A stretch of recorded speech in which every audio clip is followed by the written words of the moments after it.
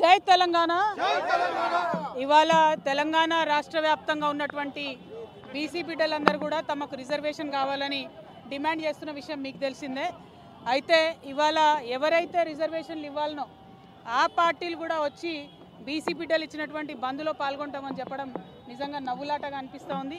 ఇవ్వాల్సినటువంటి భారతీయ జనతా పార్టీ, దొంగ జీవోలు ఇచ్చిన మోసం చేసినటువంటి కాంగ్రెస్ పార్టీ, వీళ్ళు కూడా బంద్లో మేము పాల్గొంటూ ఉన్నామంటే చాలా దారుణంగా ఉంది. హంతకుడే నివాళులు అర్పించినట్టుగా అనిపిస్తూ ఉంది. బీసీ బిడ్డల్ని మీరు మభ్యపెట్టద్దు, మోసం చేయొద్దు. మీరు అనేక మార్లు మోసం చేసింది ఇప్పుడు కాదు, స్వతంత్రం వచ్చినప్పటి నుంచి అనేక సందర్భాల్లో ఎప్పుడు బీసీల reservation issue ముందొచ్చిన Bharatiya Janata party, Congress party పదే పదే పదే బీసీలను మోసగించారు. ఇంకా కుదరదు. ఇప్పుడు తెలంగాణ బీసీ బిడ్డలు పట్టుబట్టినరు. ఈ తెలంగాణ బీసీ బిడ్డల పంతం దేశవ్యాప్తంగా ఉన్నటువంటి బీసీలకు కూడా లాభం జరిగేటటువంటి అంశం తప్పితే ఇంకోటి కాదు. ఎట్లా అయితే తెలంగాణ ఉద్యమం చేసినామో మరో బీసీ తెలంగాణ ఉద్యమం చేపడతాం. ఖచ్చితంగా 42% రిజర్వేషన్ సాధించేంత వరకు కూడా వెంటబడతాం. ఇవాళ తెలంగాణ జాగృతి యునైటెడ్ పూలే ఫ్రంట్ ఆధ్వర్యంలో ఖైరతాబాద్ చౌరస్తా అంతా కూడా బంద్ చేసినాం. మరి పెద్ద ఎత్తున ఇవాళ బంద్ని జయప్రదం చేయవలసిందిగా ప్రజాస్వామ్యవాదులందరినీ కూడా నేను కోరుతా ఉన్నాను. ఎందుకంటే పదే పదే రాజకీయ పార్టీలు ఒక వర్గాన్ని మోసం చేయడం మంచిది కాదు. ఈ మోసాన్ని ఎండగడుతూ ఇవాళ బంద్ చేస్తున్నారు. కాబట్టి అందరం కూడా మద్దతు ఇవ్వాలని చెప్పి ప్రజాస్వామ్యవాదులందరినీ కూడా నేను కోరుతా ఉన్నాను. ప్రధానంగా ఒక్కటండి, హైకోర్టులు, సుప్రీంకోర్టులు ఎప్పుడైనా బీసీలకు వ్యతిరేకంగానే తీర్పులు ఇచ్చినాయి. ఎందుకంటే ప్రభుత్వాలు ఆ తీర్పులు అట్లా రాకుండా సాంకేతిక పరమైనటువంటి అంశాల మీద క్లారిటీ ఇవ్వలేదు ఎప్పుడు గవర్నమెంట్.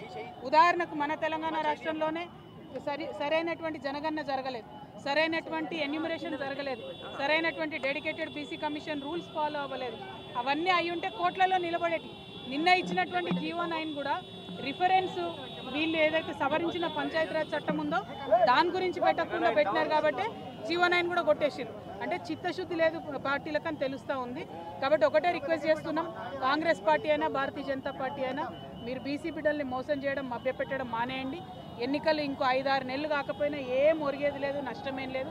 మహారాష్ట్రలో 5 ఏళ్ళు ఎన్నికలు కాలేదు, తమిళనాడులో 10 ఏళ్ళు ఎన్నికలు కాలేదు, అప్పుడే బీసీలకు రిజర్వేషన్లు వచ్చినాయి. కాబట్టి ఆ విధంగా ప్రయత్నం చేయాలని చెప్పి మేము కోరుతా ఉన్నాం.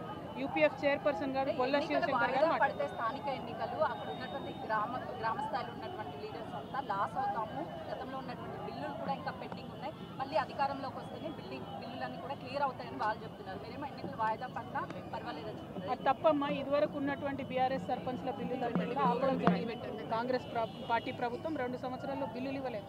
అనేక మంది సర్పంచులు ఆత్మహత్యలు చేసుకుంటే కూడా కరగలేదు ఈ ప్రభుత్వం. వాళ్ళు ఎగ్జాస్ట్ అయ్యి ఆశలు వదిలేసుకుంటే మళ్ళీ కొత్తగా ఎలక్షన్లను తీసుకొచ్చింది. ఇప్పుడు ఆ పాత వాళ్ళు గెలుస్తారా నిలుస్తారా అనేటటువంటిది ఒక ప్రశ్న అయితే, రెండవ ప్రశ్న పదే పదే బీసీలను ఎట్లా మోసం చేస్తారమ్మా? పదే 3 సార్లు బిల్లు పెట్టింది ఈ ప్రభుత్వం.